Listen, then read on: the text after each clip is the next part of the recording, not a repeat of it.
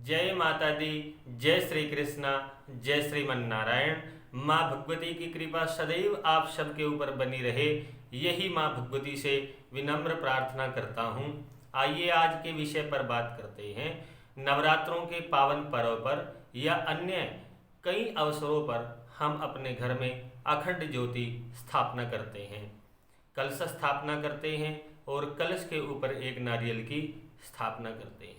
संयोग से कभी भी हमारी इस पूजा के दौरान अखंड ज्योति बुझ जाए, नारियल चटक जाए या कलश चटक जाए, क्या वह अशुभ है? और चटकने पर या ज्योति के बुझ जाने पर क्या माँ भगवती या जिस देवता के लिए हमने कलश स्थापना और ज्योत जगाई है, क्या वो रुष्ट हो गया है? और इसके पश्चाताप में निवारण के लिए क्या क्या उपाय करने चाहिए, आज इस विषय पे बात करेंगे। वीडियो में बने रहे, अंत तक जरूर देखें, चैनल को सब्सक्राइब करें, वीडियो को लाइक करें, अपने इष्ट मित्रों के पास शेयर करें ताकि यह दिव्य जानकारी ज़्यादा से ज़्यादा लोगों तक पहुंच सके और लाभ उठा सके। ज्योत अखंड जब हम घर में जलाते हैं, अखंड का मतलब है कि वो बंद नहीं होनी चाहिए। जितने दिनों पर्यंत, यानी कि अगर नवरात्रों में ज्योति जलाई है तो 9 दिनों तक, अष्टमी या नवमी तक, जब भी तक आप जगा रहे हो तब तक वह अखंड रहनी चाहिए, बंद नहीं होनी चाहिए। लेकिन कई कारण होते हैं ज्योत के बंद हो जाने के। पहला कारण क्या है? हवा के झोंके से ज्योत बंद हो सकती है। घी या तेल, 2 प्रकार की ज्योत जगाई जाती है। देवताओं के लिए, माँ भगवती के लिए घी की, और वो भी गाय के देसी घी की ज्योत जलानी चाहिए। और जो हमारे भैरव देव जी हैं, जो माँ भगवती के साथ जिनकी पूजा की जाती है, उनके लिए तेल का दीपक जलाया जाता है।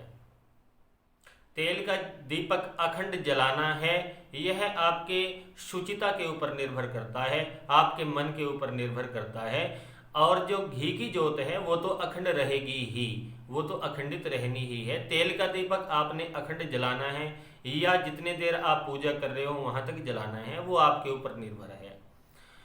तो पहली बात तो ये है कि हवा के झोंके से ज्योत बंद हो सकती है।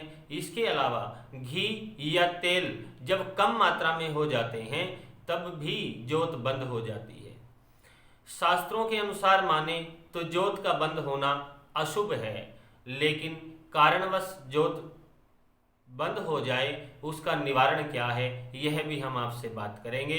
सबसे पहले ज्योत की जब लो कम हो जाती है, उसको हमने अगर शुद्ध करना है तो कैसे करें?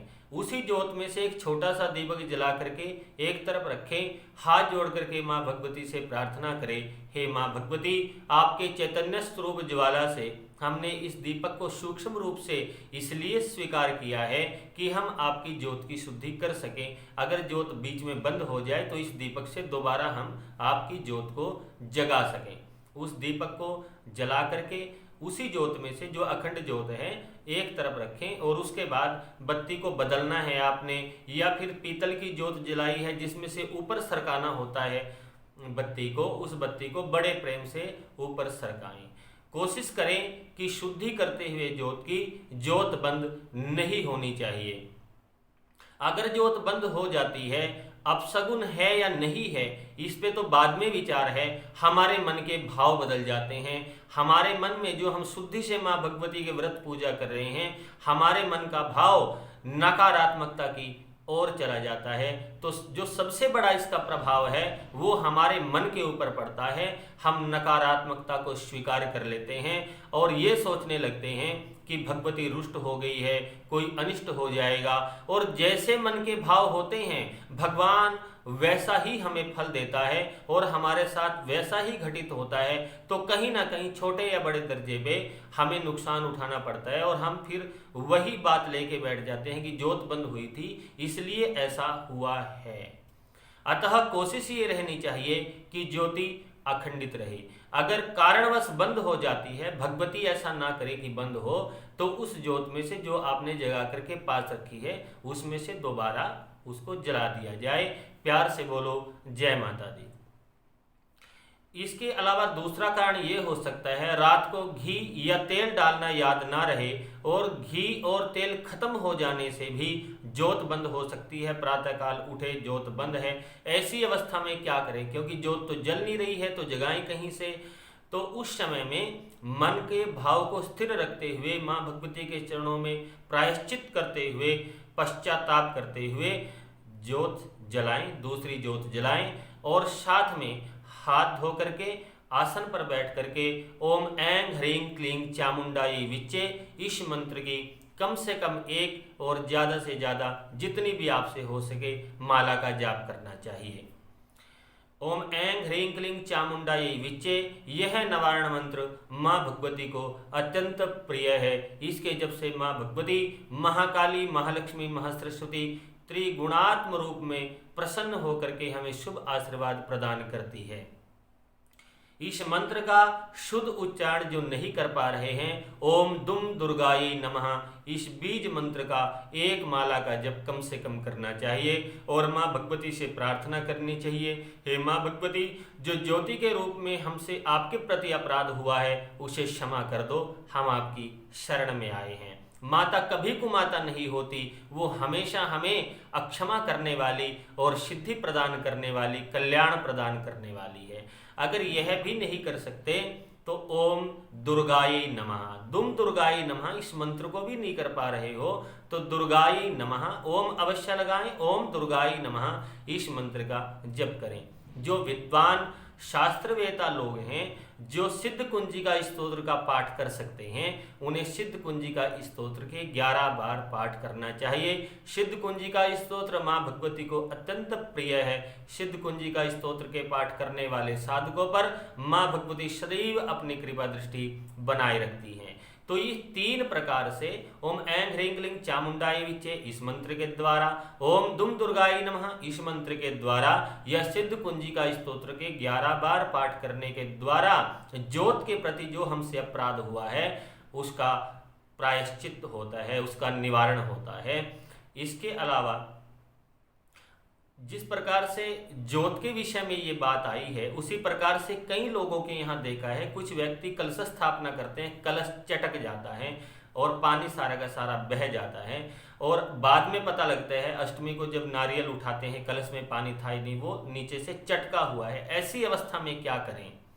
ऐसी अवस्था में जो आपका कलश है उसके बराबर में एक और कलश लेकर के आएं और उसे धान्य से भर करके, गेहूं से भर करके या चावलों से भर करके या जो भी आपके पास उपलब्ध है वही धान्य उसमें भर करके माँ भगवती के श्रेष्ठ मंदिर में दान करना चाहिए। ऐसा करने से कलश के प्रति जो अपराध है वो भी दूर हो जाता है, वह निवारण है इस कलश के चटकने का।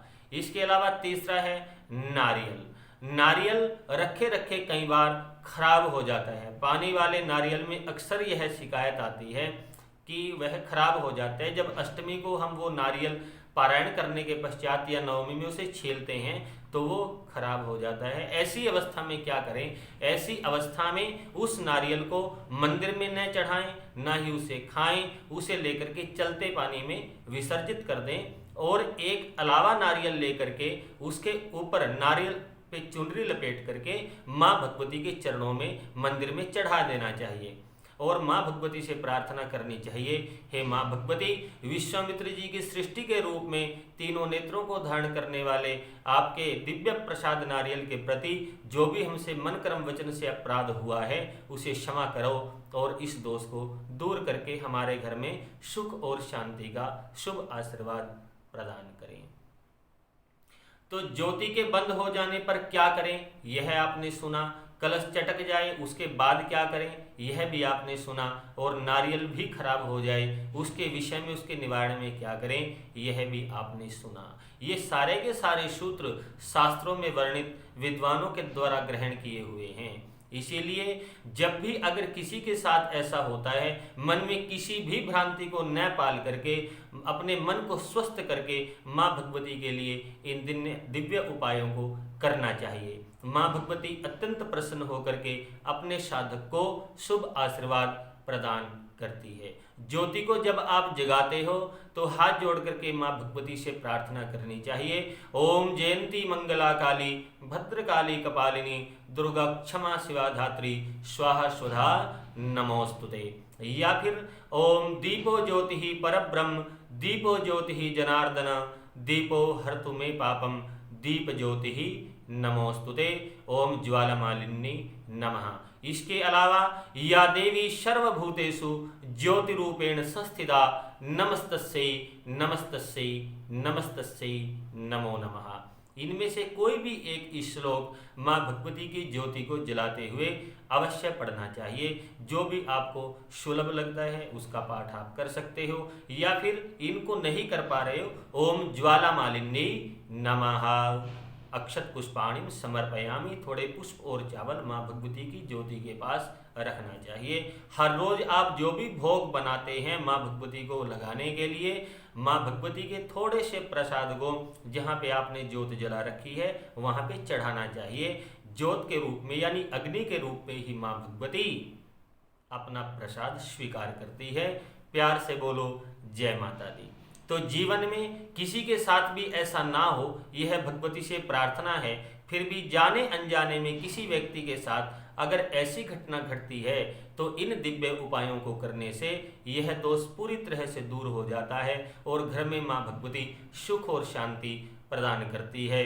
प्यार से बोलो जय माता दी, जय श्री कृष्णा, जय श्रीमन नारायण।